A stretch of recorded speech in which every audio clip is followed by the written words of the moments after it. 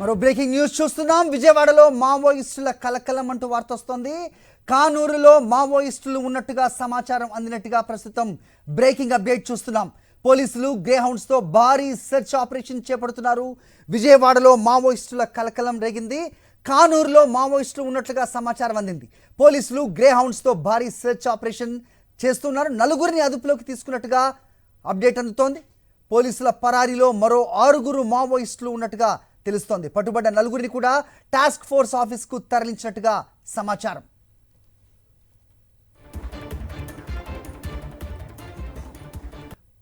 Right, ఉదయాన్నే చూసాం ఒక పెద్ద బ్రేకింగ్ వార్త.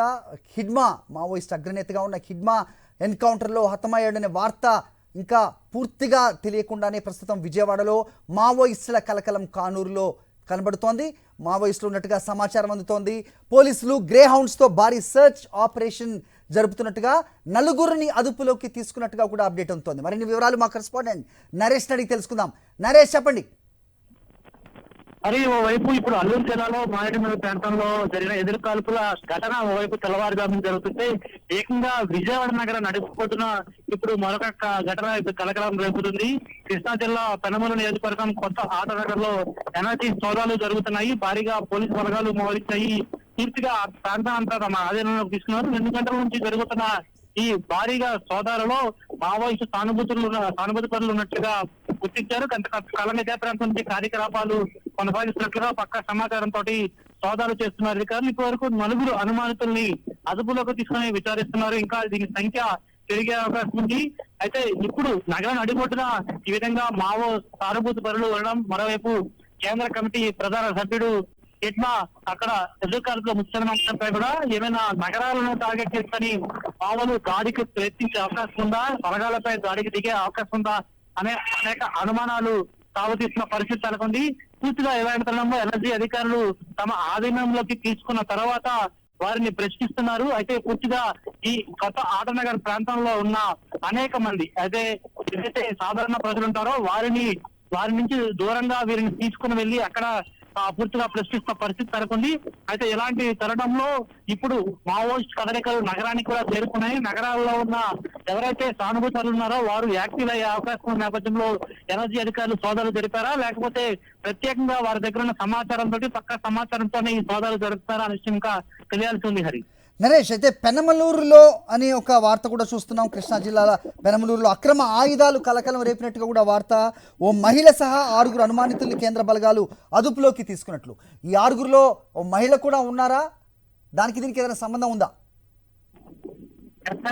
పూర్తిగా కూడా మనం ఇప్పుడు చూస్తున్నది ఏదైతే ఆటనగర్ పెనమలూరు ప్రాంతం మీద పెనమలూరు చుట్టుపక్కల ప్రాంతాల్లో చాలా వరకు జననివాసాలు ఉంటాయి.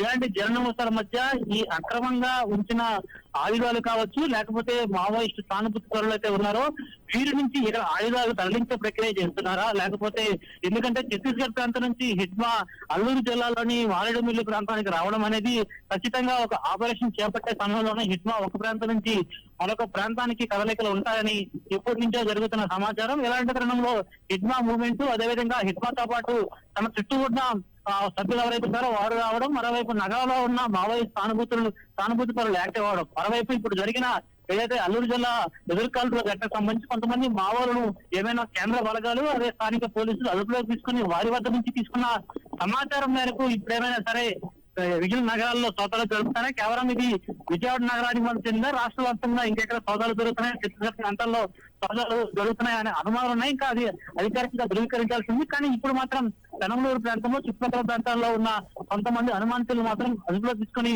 బలగాలు మొత్తం విచారిస్తున్న పరిస్థితి. ఒకవైపు బయట పోలీసు అధికారులు భారీగా మోహరించినప్పటికీ లోపల కమాండింగ్ అంతా కూడా ఎన్ఎస్జీ అధికారుల ఆధీనంలో ఉంది. ఎన్ఎస్జీ అధికారులు తమ ఆధీనంలోకి ఆ పూర్తి ప్రాంతాన్ని తీసుకొని విచారిస్తున్నారు. ఎన్ఎస్జీ ప్రత్యేక బృందం అయితే మరోవైపు వారికి ఉన్న పక్కా సమాచారంతోనే ఇప్పుడు విజయవాడ ప్రాంతంలోని పెనమలూరు ప్రాంతంలో చుట్టుపక్కల ప్రాంతాల్లో ఉన్న ఎవరైతే మావోయిస్ట్ సానుభూతి పరులు వీరు ఒక్కట లభ్యమైనట్టు తెలియట్లేదు. అదే ప్రాంతంలో వివిధ ప్రాంతాలలో స్ట్రీట్స్ లో ఉన్నట్లుగా గుర్తించారు. హరి, నరేష్, అయితే ఇక్కడ ఆంధ్ర ఒరిస్సా బార్డర్లో మనం ఇలాంటి సానుభూతి పరులు కానీ వీళ్ళందరూ ఉన్నారు అంటే అర్థం. కానీ విజయవాడ నడిబొడ్డులో ఇంత పెద్ద ఎత్తున భారీ మందుపాత్రలు, ఆయుధాలు దొరకటం, అలాగే 6 అదుపులోకి తీసుకోవటం ఎవరు ఊహించనిదిగా చూడాల్సిన అవసరం ఉంది. కేవలం విజయవాడకే ఇది పరిమితమైందా, ఇంకా ఏదన్నా మిగతా ప్రాంతాల్లో కూడా వీళ్ళు స్ప్రెడ్ అయ్యారనే అనుమానాలు కూడా వస్తున్న నేపథ్యం పోలీసులతో ఏమైనా మాట్లాడే అవకాశం ఉందా, వాళ్ళు ఏదైనా డైవల్ చేస్తూ ఉన్నారా, ఏంటి మీద ఇన్పుట్స్? ఖచ్చితంగా ఈ విషయాన్ని మనం పాయింట్ చేయాల్సి ఉంటుంది. ఎందుకంటే సాధారణంగా మీరు ఇప్పుడు చెప్పినట్టుగా మా ఒడిశా ప్రాంతాల్లో కావచ్చు, లేకపోతే ఏజెన్సీ ప్రాంతాల్లో చుట్టుపక్కల ప్రాంతాలు ఏవైతే ఉంటాయో ఆ చుట్టుపక్కల ప్రాంతాల్లో మనకి ప్రధానంగా ఈ మావోయిస్ట్ సానుభూతి పరులు ఉంటారు. ఎందుకంటే వారికి ఎప్పుడు కూడా ఏజెన్సీ ప్రాంతాల్లో ఉన్న గ్రామీణ ప్రాంతాల్లో ఉన్న ఎవరైతే ఆ గ్రామీణ ప్రాంత వాసులు ఉంటారో వారందరూ సపోర్ట్ చేస్తూ ఉంటారు. ఇంటర్లింక్డ్ విత్ మావోయిస్టులతోటి వారు ప్రయాణం చేస్తూ ఉంటారు.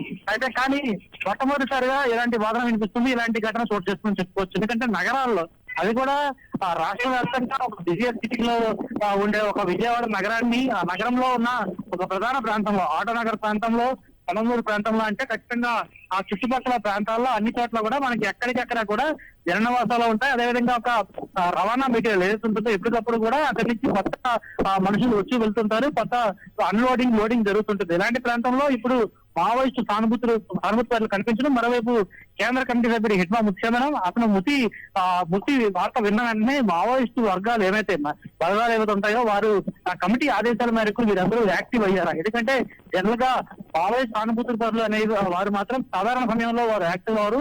వారికి ఏదైనా అసైన్మెంట్ వచ్చినప్పుడు కానీ, లేకపోతే వారికి సంబంధించిన చుట్టుపక్కల ప్రాంతాల్లో ఒక ఆపరేషన్ చేపట్టే సమయంలో తమ వంతు సహాయం ఏం చేపట్టాలన్నా సరే అలాంటి సమయాల్లో మాత్రమే వారు యాక్టివ్ అవుతూ ఉంటారు. All right Naresh, thanks for the inputs.